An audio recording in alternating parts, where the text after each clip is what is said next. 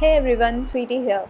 A friend of mine is getting married and I'm making a few handmade wedding invites for her. This is the first set of 2 cards. Indian weddings are quite full of glitter and sparkles and bright happy colors.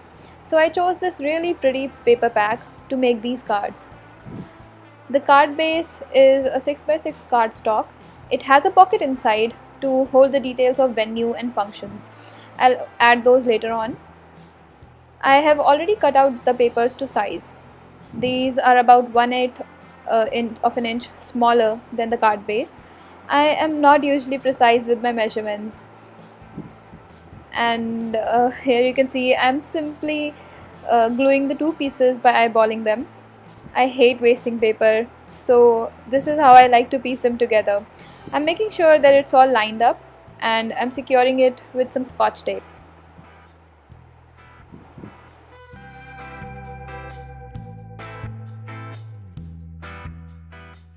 I really think we should make use of the craft supplies we already have instead of buying new ones. And here's my little secret. I tend to buy different colors when buying different types of inks. So what I have in pigment inks, I don't have the same colors in distress. And similarly, I have an entirely different set of colors in oxides and dye inks. Here, I want the colors to go well together, but somehow the blue paper on the top didn't look coordinating enough.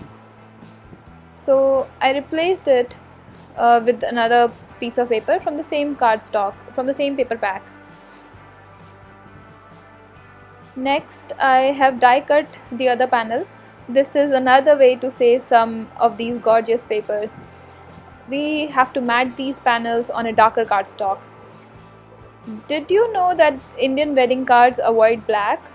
And that is the reason why I chose this dark forest green paper for matting. It's time to prepare our embellishments. I have some metal corners and a few die cuts. I think a touch of gold adds a lot of elegance to any card.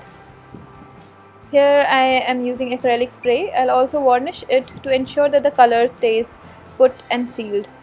I'll also color some of these leaves, and nothing fancy, just some alcohol markers. And here is a cheap alternative to the range of sprays out there. I'm adding just a few drops of food color to this spray bottle. It just contains plain water and some mist that I made previously. It was too light in color, so I added just a few more drops. Now I'm skipping over the part where I used it on the flower, and you'll know why in just a minute. Now these metal embellishments are ready, and I'm using white glue to stick them. White glue is actually quite strong. These corners are quite spacious and are actually meant for cardboard, but they work just fine here as I'm using foam adhesive to stick my panel. An intricate doily will make the card look more delicate.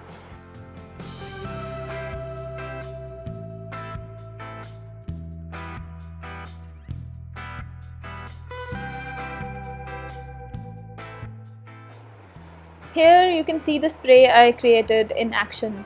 The color is vibrant and nice, but I felt like it needed a touch of green. Here begins the creation of my shaker element. I have die cut these letters and cut off the dangling stars. I am just gonna glue each letter, and seriously, you can save some time by using tissue tape before you die cut.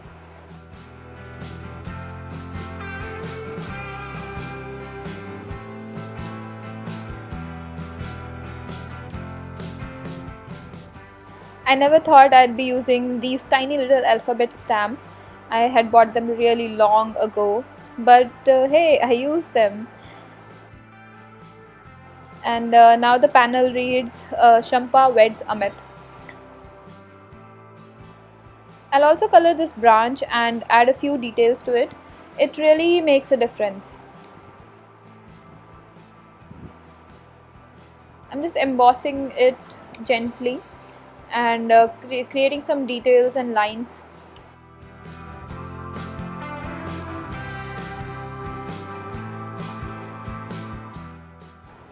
Now back to my main shaker panel.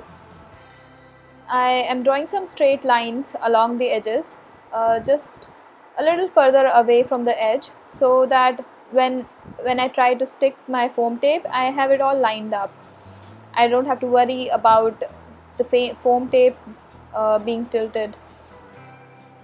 Also, I hate to cut my foam tape into thinner strips. I have just this one single size of foam tape, and this makes it easier for me to cut it into smaller pieces, thinner pieces.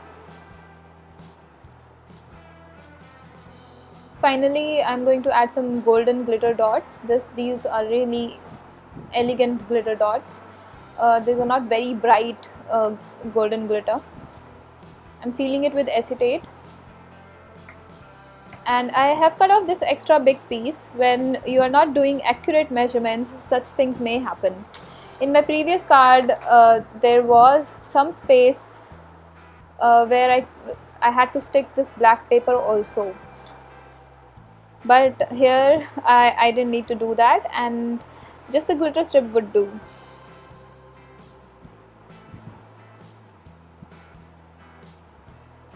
I matted this little shaker panel as well. As I try to figure out where the flowers will go, I brought back my big blue flower that I colored with the color spray, and I decided that it was better off without the big blue flower. As I assemble this card, I want to let you know that you can find a full list of all the supplies used in these two cards in the description box below and on my blog.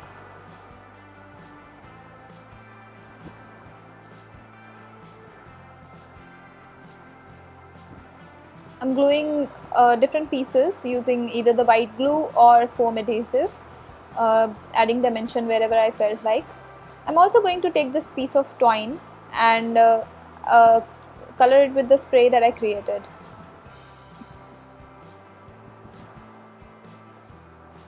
So in a way the top panel is complete now, and for the inside panel I want to create a pocket. You can of course create a simpler version of a pocket by folding the edges of the main pattern paper to create a pocket, but this is heavy and thick paper, so I like to create pocket by folding a piece of paper in half and adhering it to the edges, just as I'm doing right now.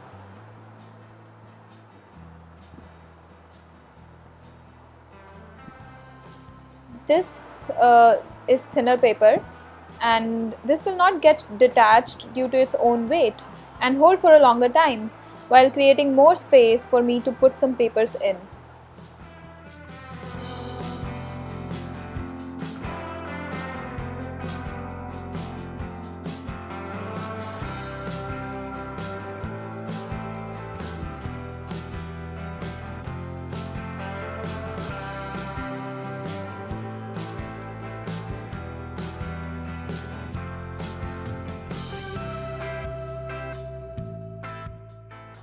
The twine was still not dry, so I kept it aside and I'll put it on the card later on. I also added some more details like some pearls on these buds. And on the inside panel I added some leftover pieces like a flower and a piece of leaf, just to add a little more interest.